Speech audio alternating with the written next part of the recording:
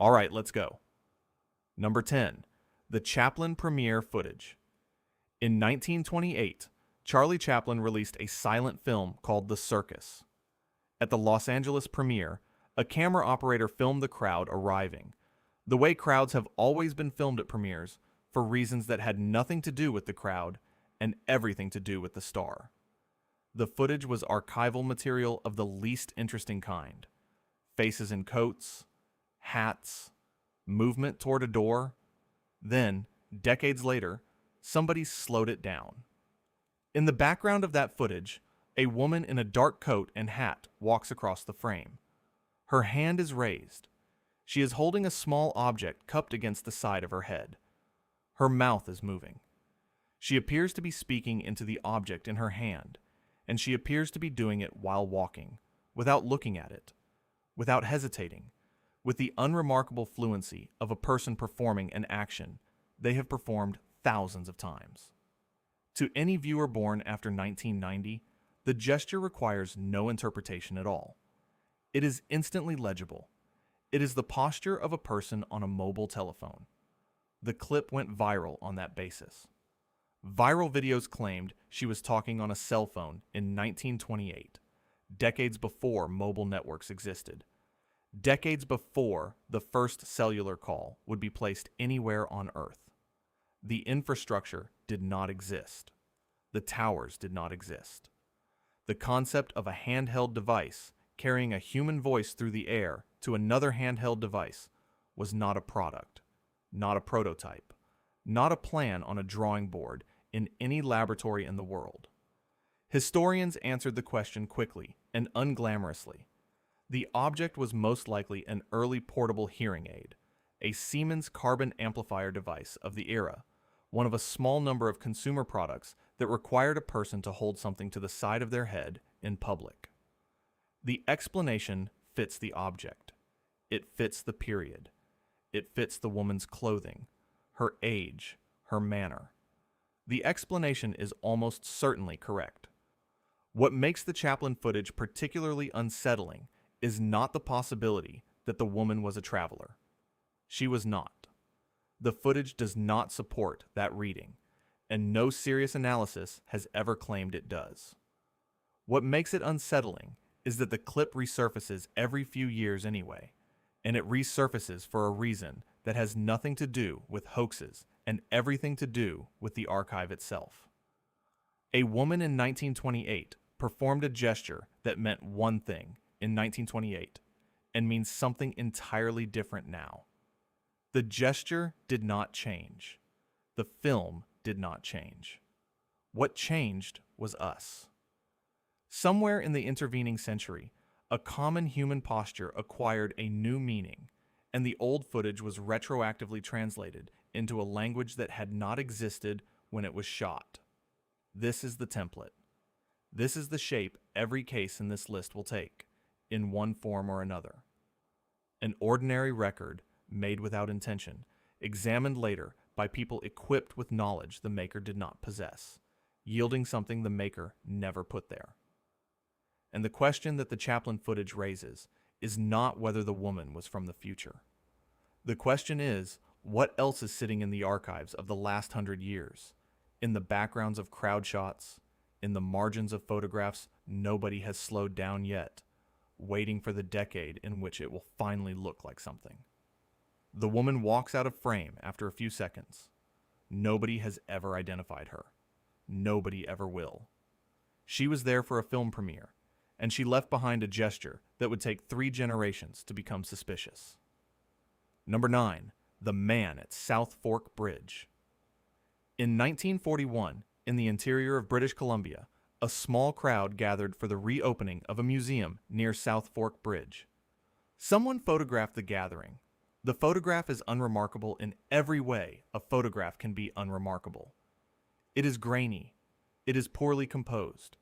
The faces at the edges are half turned away from the lens, caught in the ordinary business of standing in a crowd on a bright day in a rural province in the middle of a war. For roughly 70 years, no one looked at it twice. Then the image was digitized, uploaded, and circulated. And within days, millions of people had noticed the man at the front of the crowd. He is wearing a knit leather sweater. He is wearing wraparound sunglasses. He is clutching a small folding pocket camera. Every other figure in the frame is dressed in the heavy wool, the brimmed hats, the buttoned formality of the period. He is not. He looks like a man who wandered onto the set of a film about 1941 and forgot to change out of his own clothes. The viral posts wrote themselves. He was a time traveler. He had come back to photograph the crowd, and the crowd had photographed him. The claim spread across every platform that existed to carry it. It has been reposted continuously for over a decade. It is, by volume of circulation, one of the most widely seen photographs of the 20th century. The explanation arrived quickly, and it was total. Researchers examined each element of the man's appearance against the commercial record of the era. The wraparound sunglasses were a documented style, sold widely in the late 1930s and early 1940s, popular among athletes and aviators. The knit leather sweater was standard sporting apparel, issued by schools and clubs across North America for decades before the photograph was taken. The folding pocket camera was a mass-market consumer product, manufactured in enormous quantities, small enough to fit in a coat pocket and available to anyone who could afford one. Every object in the man's possession existed in 1941. Every object was purchasable in 1941. Nothing in the photograph is anachronistic at all.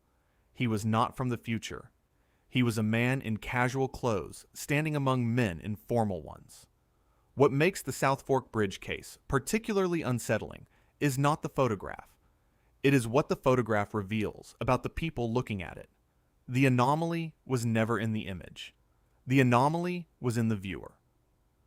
Millions of people looked at ordinary 1941 sportswear and perceived a rupture in the fabric of time because they did not know what 1941 looked like. They knew what films had told them 1941 looked like. They knew the costume department version, the fedora and the trench coat, the uniform of a decade compressed into a single silhouette. And when the real decade appeared, in all its untidy variety, they could not recognize it. This is the mechanism. An anachronism is almost never a visitor. It is almost always a gap in the observer's knowledge, mistaken for a gap in the world. And the mechanism does not only run backward. We are the crowd in someone else's photograph. We are standing in our own decade, in our own clothes, holding our own devices, in a configuration that will look absurd and possibly impossible to observers who inherit the images. They will find the figure at the edge of the frame who does not fit. They will decide he came from somewhere else. They will be wrong, for the same reason we were wrong. The past is not strange because it contains intruders. It is strange because we have forgotten how ordinary it was. Number 8. Noah and the lie detector. In the closing years of the last decade, a YouTube channel published a series of interviews with a boy who identified himself only as Noah. He said he was from the year 2030. He said he had been sent back, or had slipped back, through a program he described in fragments, and he had come to tell the present what was going to happen to it. He was young.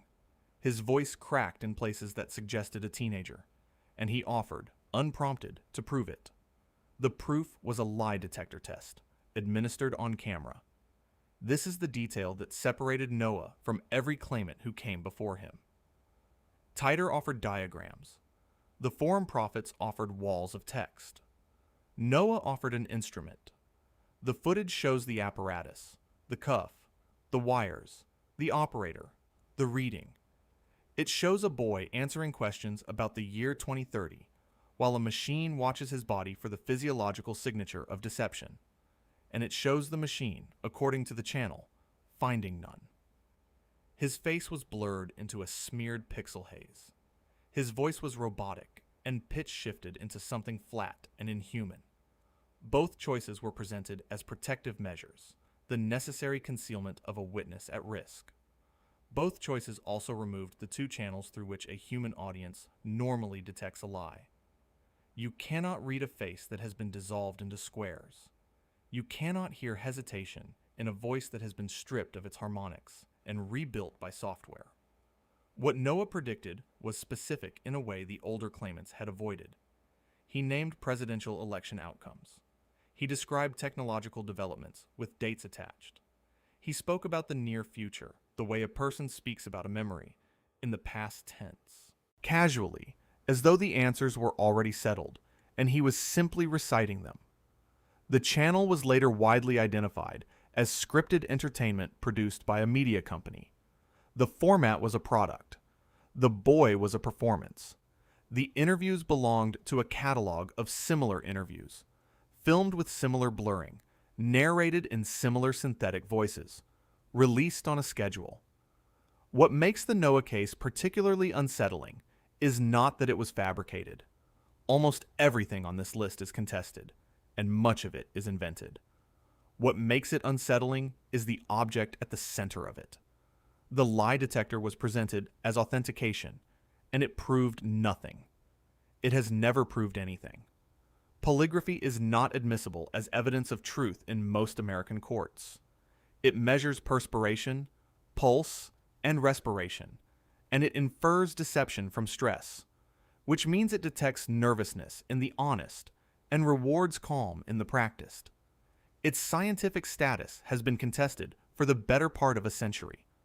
None of that mattered. The machine did not need to work. It only needed to appear on screen. This is the mechanism the Noah videos demonstrated, and it is the reason they belong in this record. The audience was not persuaded by an argument. The audience was persuaded by a prop. The wires, the cuff, the readout, the clinical framing, the blurred face, the mechanical voice, all of it assembled into a visual grammar that the viewer had been trained by decades of television to read as verification. The costume of proof, worn convincingly enough, performs the function of proof. Every claim that follows in this account is engineered on that principle, and it is worth noticing, before we go further, that the technique did not stop working when it was exposed. The videos are still circulating. The predictions are still being screenshotted and passed forward. The boy from 2030 is still, in the only sense that matters to the internet, a witness. Number 7. The streamer broadcasting live from 2027. Sometime in the early 2020s, a new genre appeared on TikTok, and it has never fully gone away. An account goes live. The video is degraded. The colors are washed toward a cold blue.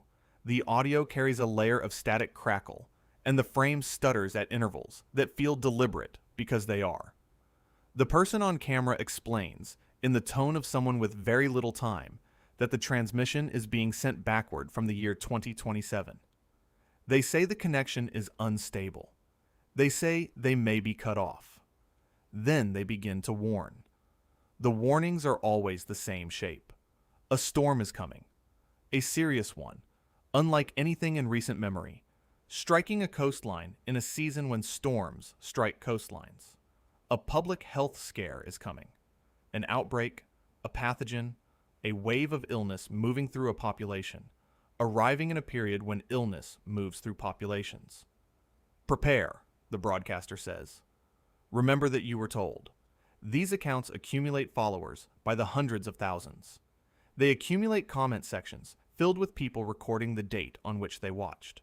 And then, within weeks or months, a storm makes landfall somewhere, and an outbreak is reported somewhere, and the comment sections fill again with a single word repeated thousands of times. Called it. The mechanism here is not sophisticated. It is arguably the oldest mechanism in the history of prophecy, adapted for a platform that rewards it more efficiently than any medium before it. The prediction is not a prediction, it is a category. Weather disasters occur continuously. Disease outbreaks occur continuously. A claim that one of them will happen is not a forecast of the future. It is a description of the present, restated in the future tense, and left to sit until reality catches up with it. What makes the 2027 broadcasts particularly disturbing is not the fraud.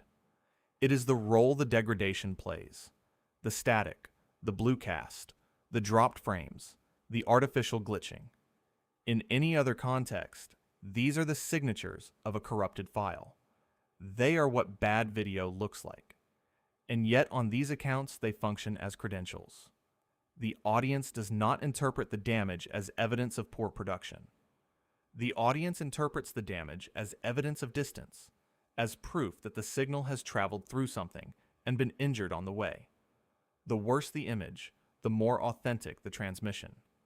This inverts every instinct the human record has ever relied upon. For 4 centuries, verification meant clarity. A clearer photograph was a better photograph. A cleaner recording carried more weight than a distorted one. Documentation was trusted in proportion to its resolution. On these accounts, the relationship is reversed. Corruption is the credential. Noise is the proof. Which means the broadcasters have not merely learned how to make a claim too vague to fail. They have learned to make the failure of the medium itself into supporting testimony. There is no whistleblower here. No forums, no arrest, no unverifiable footage from under a sink. There is only a person in a bedroom with a filter, and an audience that has quietly agreed to treat visual damage as a passport stamp from a year that has not happened yet. No account has ever produced a prediction specific enough to be wrong. That is not an accident. That is the design. And when 2027 arrives and passes, as 2012 passed, and as 2000 passed, the accounts will not be held to anything. The date will move, the static will remain, and a new set of broadcasters will go live from a year further out, warning about storms in storm season, to an audience that has learned to trust the noise more than the picture. Number 6. The Reddit 2025 threads. Beginning in the late 2010s and accelerating through the early 2020s, anonymous posters on Reddit began publishing lists. The format was consistent enough to be recognizable. A poster would appear, claim an origin somewhere in the near future, and then produce a wall of text running for hundreds of lines. Predictions for the coming year. Predictions for the year after. Countdown dates attached to specific months. Warnings rendered in all capital letters, as though volume could substitute for verification. Then, almost always, the poster would delete the account or simply stop responding. The claims themselves were not remarkable. They described developments in technology. They described public events, elections, disruptions, announcements. They described a world recognizably continuous with the one the readers were already living in, which is the first and most reliable sign that no one had seen anything at all. There was no evidence. There was never any evidence. No document, no artifact, no verifiable detail that could not have been produced by a person with an internet connection and an afternoon. The accounts were anonymous by design. The predictions were undated in any way that could be independently time-stamped beyond the platform's own record. Skeptics have pointed out, correctly, that the entire genre requires nothing more than a keyboard and a tolerance for being wrong in public. And yet, the threads did produce hits. This is the part that matters. Some of the vague entries about technology and public events were later cited as accurate. Screenshots circulated. A line about a device, a line about an outbreak, a line about a market movement would be extracted from the surrounding hundreds of lines and posted on its own, stripped of context, presented as proof. The failed predictions were not debunked. They were not argued with. They were quietly ignored. They vanished from the conversation entirely, because no one has ever built an audience by screenshotting a miss. What makes the Reddit threads particularly unsettling is not the hoaxers. The hoaxers are trivial. What makes them unsettling is the crowd, because the prediction was never the mechanism. The mechanism was the curation. A poster produces 300 guesses. The internet discards 290 of them without comment and canonizes the remaining 10. The resulting artifact, the screenshot, the compilation video, The thread that resurfaces 3 years later is not a record of what was predicted. It is a record of what happened, retroactively assembled from a pool of noise large enough to contain it. This is survivorship bias, operating at civilizational scale, in public, in real time. Only the correct guesses get shared. The archive of the internet is not a memory. It is a filter, and the filter is calibrated by us. The uncomfortable implication is not that people were fooled. People were not fooled. Most of the readers who shared those screenshots did not sincerely believe a soldier from the future was posting to a message board. They shared them because the pattern felt good, because the coincidence produced a small, pleasurable shiver, because a world in which someone knew what was coming is less frightening than a world in which no one does. The posters were not the prophets. The audience was. Every hit in every one of those threads was manufactured after the fact by thousands of people performing the same small act of selective attention, independently, without coordination, without any of them intending to build a prophecy. Nobody had to fake the evidence. The evidence assembled itself, which raises the question of what happens when a claimant stops relying on the crowd to do the sorting, and instead arrives with the sorting already done, written down, dated, in his own hand. Number 5. The Dream Prophet's Notebooks. For most of his adult life, a British man named Chris Robinson claimed that his sleep was not private. He said that when he closed his eyes, he received transmissions. Not visions in the mystical sense. Records. He described his dreams as recordings of events that had not yet occurred, delivered to him in fragments he was obligated to write down. So he wrote them down.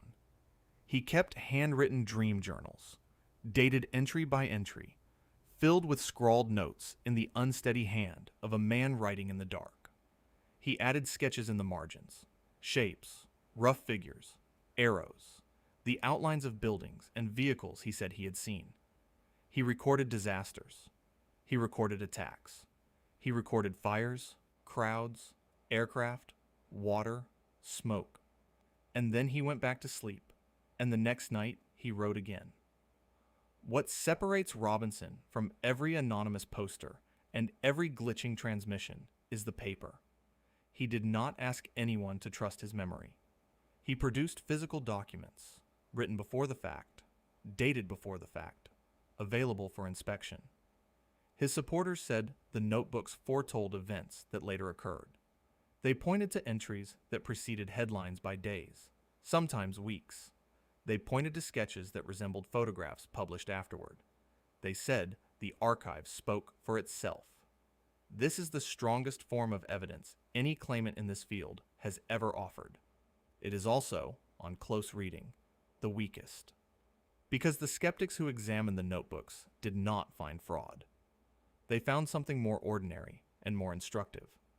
The entries were vague, a dream of an explosion, a dream of a tall structure, a dream of water rising, a dream of a name that sounded like another name. None of the entries were wrong exactly. None of them were specific enough to be wrong. And crucially, none of them were interpreted before the events they supposedly described.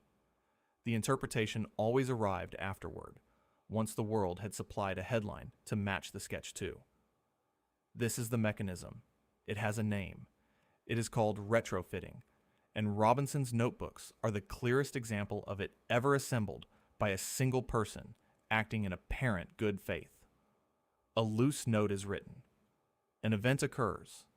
The note is retrieved, read in the light of the event, and found to fit.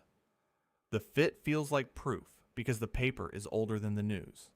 But the paper was not a prediction. The paper was a blank shape into which any sufficiently dramatic event could later be poured. What makes the Robinson case particularly unsettling is not that the notebooks were empty of meaning. It is that they were full of the appearance of rigor. Dates, times, sequence, physical ink on physical pages, unalterable, archived, verifiable. Every external marker of scientific method was present. The only thing missing was a single entry specific enough to fail, and that is the condition our own era now lives in permanently. We produce more dated, time-stamped, archived speculation than any civilization in history. Every forecast, every warning, every anonymous thread, every offhand prediction is preserved with the date attached. The archive is enormous, and it grows every hour. Somewhere inside it, by pure volume, sits a note that matches whatever happens tomorrow. We will find that note. We will hold it up. We will observe, correctly, that it was written first. Robinson believed his dreams were arriving from ahead of him. The likelier explanation is that his notebooks were arriving from behind, edited not by him, but by us in the reading. The paper never changed, only what we needed it to say. Number 4. Nordfist under the sink. In August 2006, a Swedish man named Håkan Nordfist reported a leak beneath his kitchen sink. He opened the cabinet. He crawled inside to find the source. What he said happened. Next is, by his own account, the only claimed time travel event in the modern record supported by video evidence. Nordfist said the cabinet did not end where it should have. He said the space behind the pipes extended, that it lengthened into a passage, and that the passage opened into somewhere else. He said he crawled forward until he emerged into the year 2042. He said a man was waiting for him there. He said the man was himself, aged approximately 70. And then he did the thing that separates this case from every account that came before it. He took out his mobile phone and he filmed it. The footage exists. It is short. It is cramped and dimly lit, shot in the confined space beneath a sink, the frame filled mostly with shadow, and the underside of plumbing. Two men are visible in the same shot. They speak. They are relaxed with each other in the manner of people who have known each other a long time. And at the center of the footage, held deliberately toward the lens, are two hands side by side. Both forearms carry the same tattoo. One is aged, one is not. That is the entire evidentiary basis of the case. Two hands, one mark, held together in poor light. The footage was examined. It was found to be low quality and unverifiable, which is a technical judgment rather than a debunking. The lighting is insufficient. The resolution is insufficient. The camera of 2006 was not an instrument capable of resolving the question it had been pointed at. No analyst was able to demonstrate a fabrication. No analyst was able to demonstrate anything else either.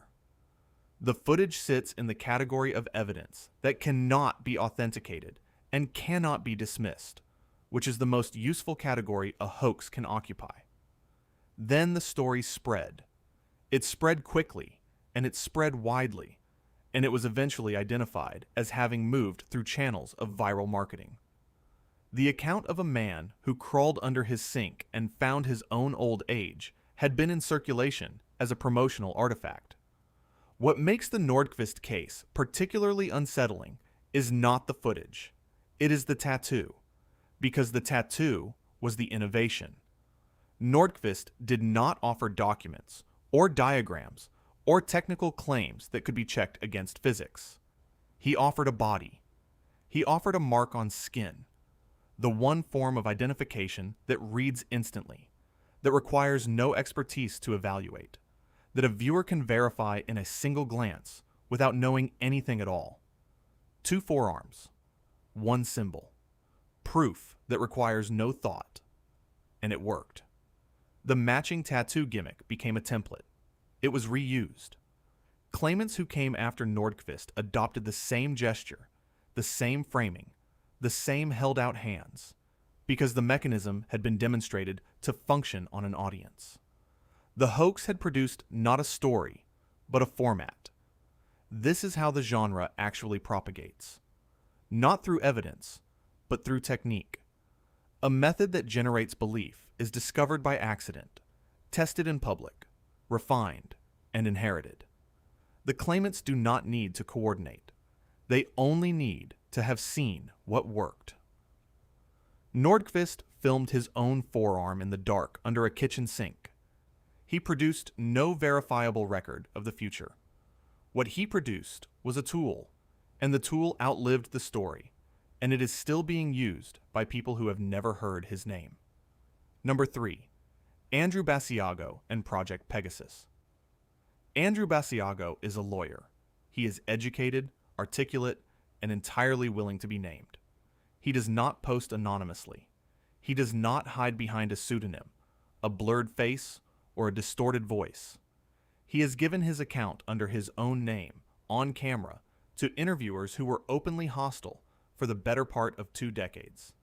And the account has not changed.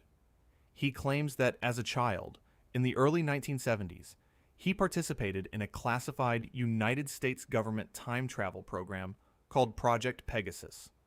He claims the program was administered under the auspices of a defense research agency, and that he was one of a group of children selected because young nervous systems were believed to withstand the process better than adult ones.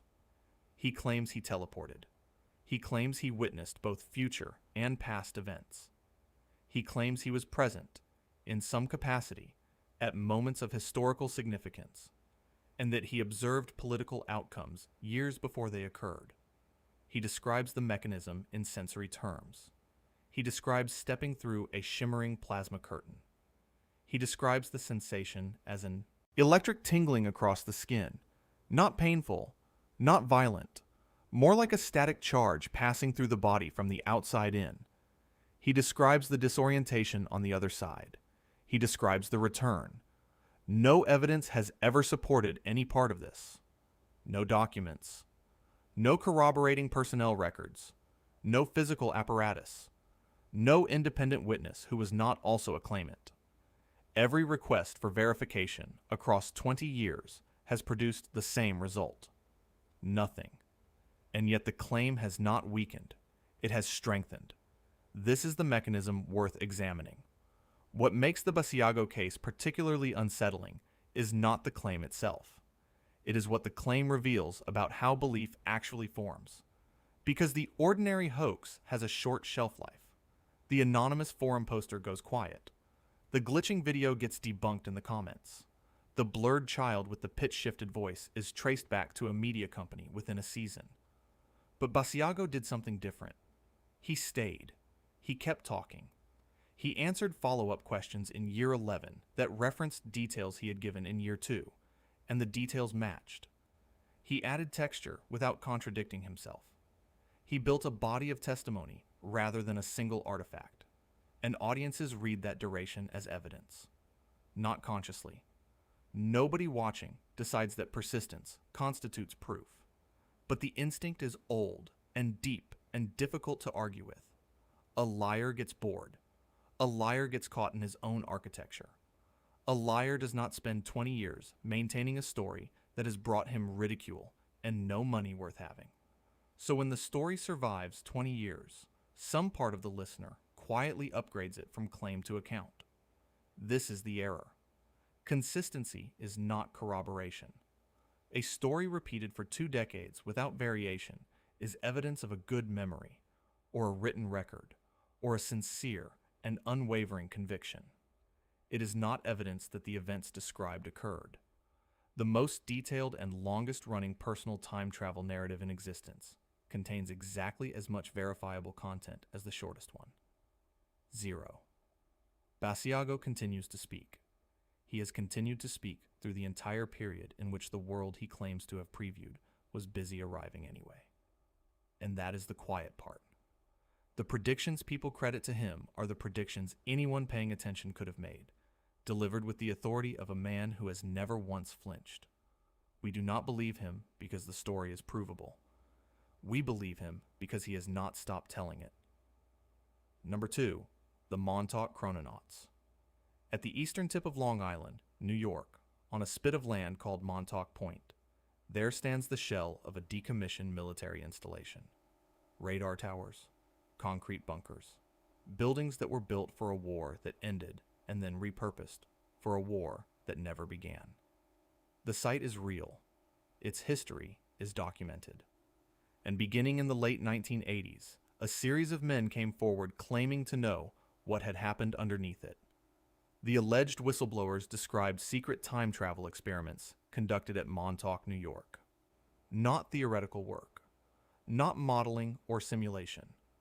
Operational passage through time, conducted on human subjects, in a facility whose upper floors were open to the public while its lower floors did not officially exist. The accounts are remarkably consistent in their sensory texture. They describe humming electromagnetic chambers, rooms in which the air itself was said to carry a charge that could be felt in the teeth. They describe a metallic chair bathed in blue light, into which a subject would be seated, and from which a trained operator could allegedly project a human consciousness forward or backward along the timeline. They describe technicians in unmarked coveralls. They describe subjects returning, disoriented, nauseated, unable to say how long they had been gone. And they describe what the subjects saw.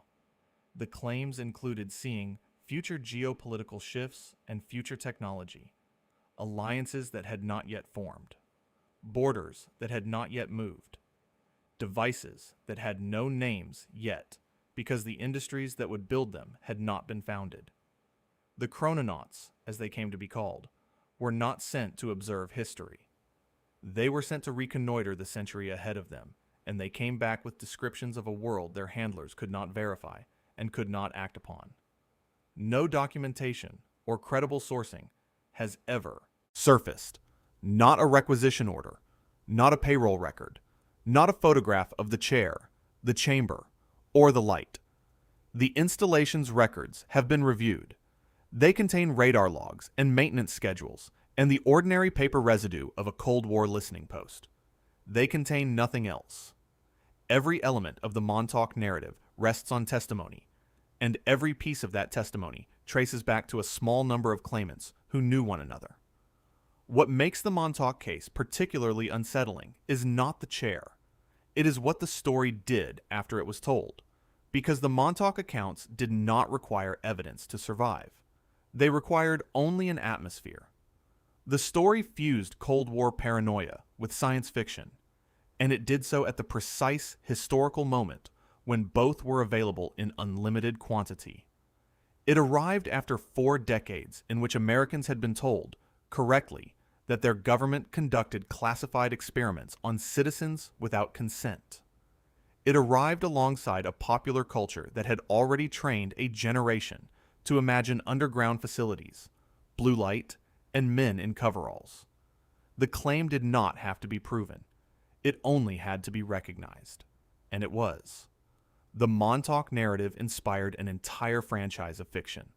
Novels, films, television, a visual grammar of humming rooms and glowing chairs that has been reproduced so many times that audiences now recognize it as a memory rather than an invention. The story became scenery. The scenery became evidence. People who had never read a word of the original accounts could describe the facility in detail because they had absorbed it secondhand from the fiction it generated. This is how a story with no sourcing acquires the weight of history. Not through proof, through repetition, and through the willingness of each new generation to mistake familiarity for corroboration. The bunkers at Montauk are still there. They are empty. They have always been empty. Number 1. John Titor's 2036 Warnings. Beginning in the closing weeks of 2000 and continuing into the spring of 2001, a poster calling himself John Titor appeared on a series of early internet bulletin boards and claimed to be a soldier from the year 2036. He said he had been sent back on a military errand. He said his unit needed an IBM 5100 computer, a machine from the mid-1970s, because it could read legacy code that his own era could no longer access. This was the mundane part of the claim, and it was the part that made the rest of it land. Nobody inventing a fantasy about the future invents an errand. Errands are what real soldiers are given. The posts themselves are part of the legend. Plain green and black text on message boards that no longer exist, scrolling in fixed-width type, accompanied by grainy hand-drawn diagrams of what he called a time displacement unit. boxes, arrows, labeled housings, the visual language of a maintenance manual rather than a prophecy. He answered questions for months. He referenced experiments involving miniature black holes. He described the physics of his machine in terms that sounded technical enough to survive a forum full of people who wanted to catch him. And he warned about the United States. He described civil unrest. He described a future conflict inside the country itself, a fracturing along lines that in the year 2000 did not yet look like fracture lines at all. He did not give a mechanism. He did not give a firm date that could be checked and closed. He described a direction. Then he stopped posting, and the archives sat there. The retroactive validation arrived in pieces. When the Large Hadron Collider at CERN began operations in 2008, readers went back to the posts and found the references to miniature black holes waiting for them, and the connection was made and repeated and has been repeated ever since. When American politics entered its long period of contested elections and eroding institutional trust, readers went back again and found the warnings about unrest waiting for them too. Each time the present produced something turbulent, the archive produced something that seemed to have anticipated it. Skeptics have identified the mechanism precisely. The predictions were vague and open-ended. They named tendencies rather than events, and tendencies always eventually arrive. Believers mapped real occurrences backward onto ambiguous text, and the fit felt like evidence, because the human mind treats a match it has constructed the same way it treats a match it has found. This is a textbook case of confirmation bias, and it has never been anything else. What makes the Titor case particularly unsettling is not that people were fooled. It is that the document was built so that it could not fail. A specific prophecy has an expiration date. A vague one does not. A vague one accumulates. Every year that passes gives it more raw material, more turbulence, more headlines that can be laid across it like tracing paper. The text does not change. The world keeps producing new evidence for it. That is not prophecy. That is architecture. And it means the Titor posts will still be here in another 25 years, and they will fit that decade too, because they were written loosely enough to fit any decade in which something goes wrong. Somewhere, they always do. He said he was going home. The forum went quiet. The archive stayed. And the thing that keeps it alive is not the soldier from 2036, and never was. It is the reader in the present, holding a page of green text against the news, finding the shape they came to find. 10 cases, 10 different decades, 10 different mechanisms of delivery, from bulletin board text to blurred video, to handwritten dream journals, to a man describing a plasma curtain he says he walked through as a child. Assembled side by side, they stop looking like 10 separate mysteries. They start looking like one mechanism running the same 3 failures over and over. The first failure is vagueness, a prediction that names no date, no place, and no measurable outcome cannot be tested, and a prediction that cannot be tested cannot be wrong. Civil unrest, a storm, an outbreak, a conflict somewhere ahead. These are not forecasts. They are shapes wide enough for any decade to fall into. The second failure is retrofitting. The prediction is read forward and matched backward. The notebook entry is dated, then interpreted after the headline arrives. The forum post about physics experiments becomes a warning about a specific collider only once that collider exists. Nothing in the original text changes. Only the reader changes, and the reader is standing somewhere the writer never described. The third failure is simple fabrication, not error, not misreading. Construction. Every prediction in these 10 cases is either too vague to fail, retrofitted after the event, or a straightforward hoax, and in several of them, the hoax was assembled with visible care. Look at how the categories divide.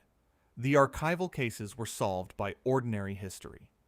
The woman at the 1928 premiere was holding a portable hearing aid of the period, a device sold to consumers in that exact decade. The man at the South Fork Bridge in 1941 was wearing sunglasses that existed, a knit sweater that existed, and holding a folding pocket camera that existed.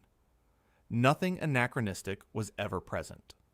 Only unfamiliarity was present, and unfamiliarity is not evidence. The modern cases went the other direction. They did not rely on old photographs being misread. They manufactured their own authentication. Blurred faces, pitch-shifted voices, glitch filters, and static crackle laid over clean footage to suggest damage. A lie detector operated by nobody, verifying nothing, held up as proof. The visual grammar of secrecy standing in for the substance of it. And the institutional cases produced nothing at all. Montauk has been retold for more than 30 years. Project Pegasus has been retold for nearly as long. Between them, across decades of interviews, books, conferences, and testimony, not one document has surfaced. Not a requisition, not a budget line, not a personnel file. The absence has never slowed the telling. What makes this pattern particularly unsettling is not that people lied. People have always lied. It is that the lies required almost no maintenance, because the audience did most of the work. Human memory is not a recording device. It keeps hits and discards misses. It remembers the one prediction that landed near something real and forgets the 90 that landed nowhere. It screenshots the correct guess and scrolls past the incorrect ones. This is not a flaw in a few credulous people.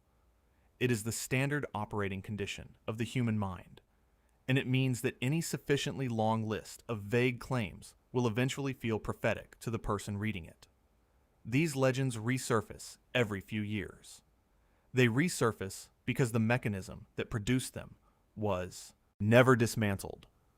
The pattern-seeking apparatus that made Titor persuasive in 2001 is the same apparatus reading the next anonymous post, right now, in whatever format has replaced the forum.